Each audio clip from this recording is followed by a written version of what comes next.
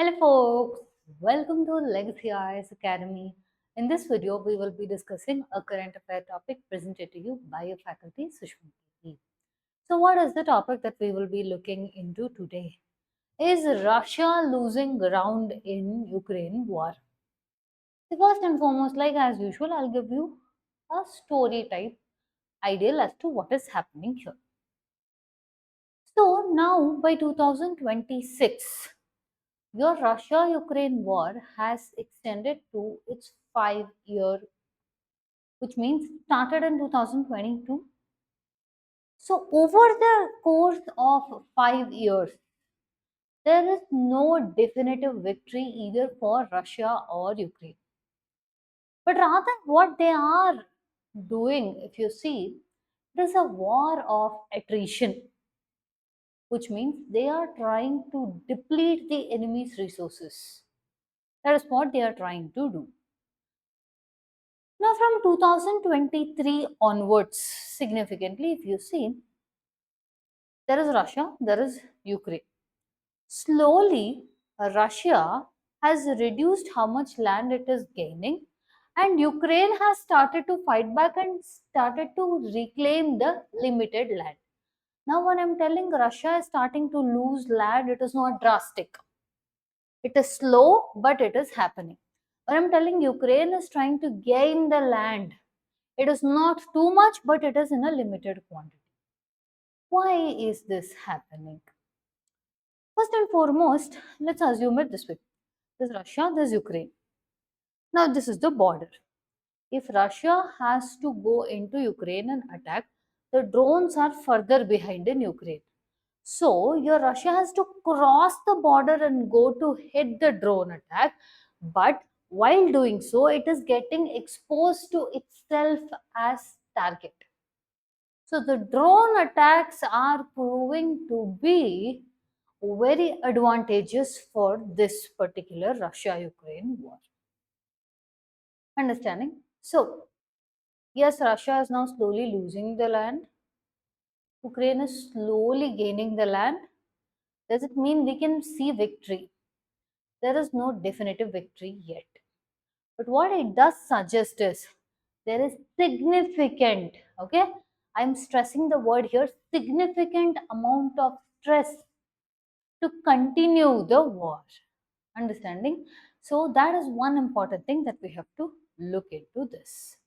Now, if you're someone who wants to know about local news, national news, international news, subscribe to Legacy IS Academy channel wherein we provide deep insights into these topics. Now let's take a look into this.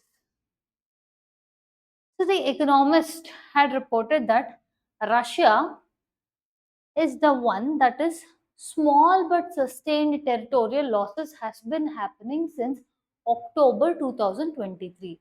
Again, I'm telling you, when they're losing land, it is not drastic, but they are losing the territory. Okay. How exactly are they able to find out this means?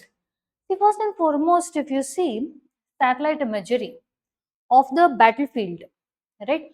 Who is making gains where, who is losing land where is becoming very difficult to see because it is very scattered. Understanding it is not uniform. So, battlefield fire detection, war tracking analysis, and satellite imagery has showcased that. Okay, see Russia, Ukraine, Crimea was annexed by Russia in your 2013-14. Your Russian controlled territories, whatever you see in this yellow color, okay, slowly Russia is losing the land, slowly Ukraine is gaining the land. Now, when I told you about your drone warfare, your Russia has to go deep in to hit the drones of Ukraine. By the time it comes here, it is getting exposed. Okay, so it itself is becoming a target. Understanding? Now, what is the territorial situation when we said they are slowly losing land, these Ukrainians are slowly gaining land? Russia has captured 220 square kilometers in 2026 from Ukraine, which is hardly 0.04% of Ukrainian territory. Since the war began, this is the slowest pace in which they have taken the land. Now, if you see with regarding to Ukraine, Ukraine has captured 189 square kilometers, okay, which is showing a counter-offensive results, which means this is one of the sustained or increased gains since your October 2023. Now, like I told you, this war has been ongoing in its fifth year. It has run a 5-year course.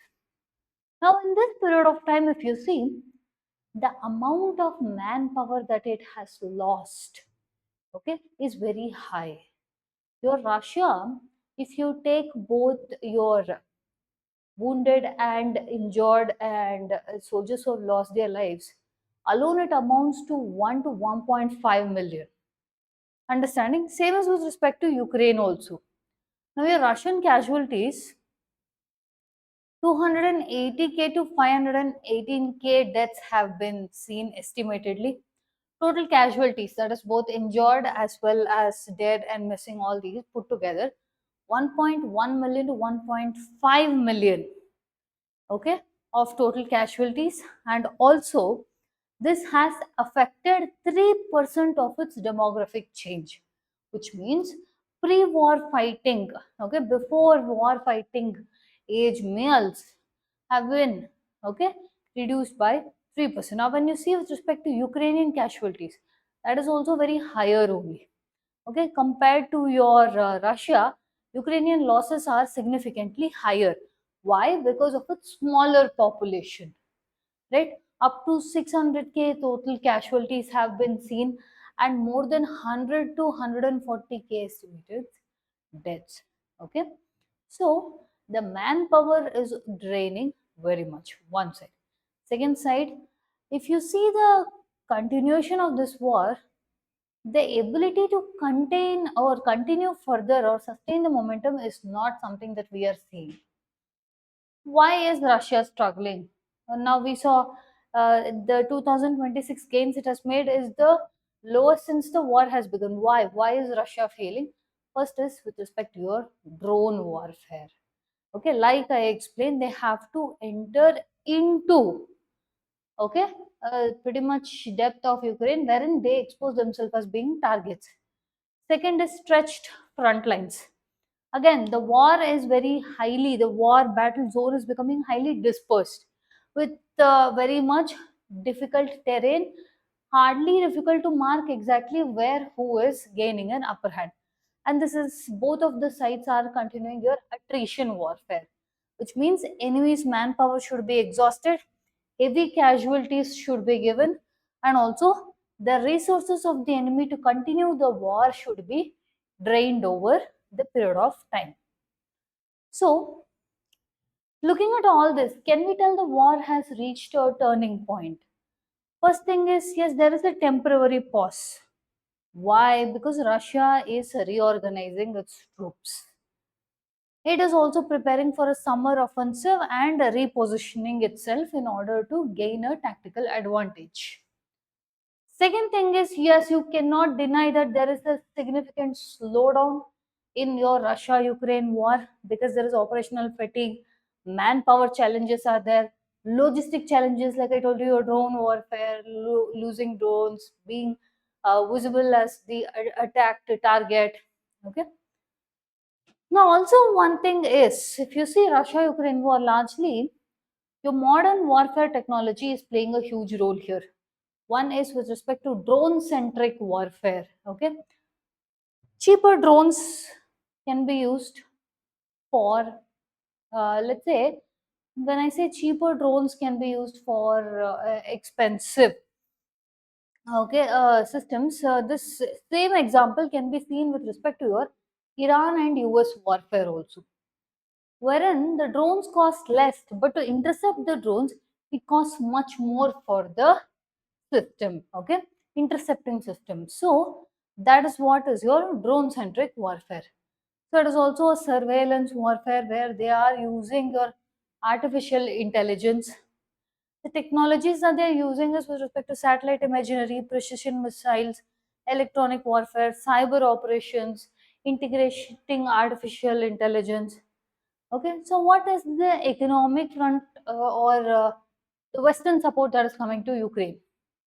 First and foremost, with respect to Russia, if you see the challenges is The US has imposed, or the US has made sure and bullied all the other countries who is buying or purchasing oil from Russia, as even many a times called them as the one who is driving this warfare. Okay, so Western sanctions are very higher on Russia, freezing of Russian assets, uh, pressure on defense spending. Also, there is huge amount of your oil supply. Okay, making sure that the allies of Russia are not purchasing oil from them. If you see with respect to Ukraine, the Western countries are supporting through air defense system, tanks, ammunition, intelligence sharing, and also your financial aid packages. Right, many times you would say, you would even see your Ukrainian president, Russian president both claiming that if in case there was no backing coming from West, Ukraine would have just lasted 3 days. That it was told by your Ukrainian president itself, Vladimir Zelensky. So if you see the global implications, like I have mentioned, in a 5 year hiatus that it is going on, there is huge amount of oil and gas disruptions globally, which is affecting all the oil dependent or oil hungry countries such as your India, China, Japan. The defense spending has increased, military budgets have been pricing very higher. The food security, especially like wheat exports, are getting affected.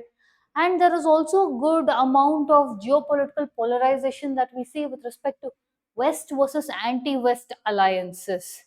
Okay, what is India's position and the lessons that we need to pick up from this? First and foremost, India is doing what it is doing best. That is, first and foremost, national interest, sovereignty, and security of India is protected. Second thing, both Russia, USA, your let's say, with respect to seeing the West or anti-West alliance, we are not trying to go into the West or anti-West alliance, but we are trying to put up a balancing act. Okay, but what can we learn from this? If you see the importance of the drone warfare in your modern warfare system, so anti-drone systems are needed. Electronic warfare or logistics or hybrid warfare, where your cyber, information, military, all this combined is what this wars have been doing. So if at all in the future we have to prepare for a scenario, we have to prepare for all these kind of let's say existing ways of how the wars have been fought, understanding. So this becomes very important for India to learn from what is happening right now. So modernization doesn't have to just mean conventional buildup of weapons, but also seeing how modern warfare tactics have been changing. So Russia's advances are slowing down, Ukraine is regaining limited territory, the drone warfare is shaping the modern warfare. This said, the war still is remaining very highly fluid, which means the war does not seem to be coming to an end point.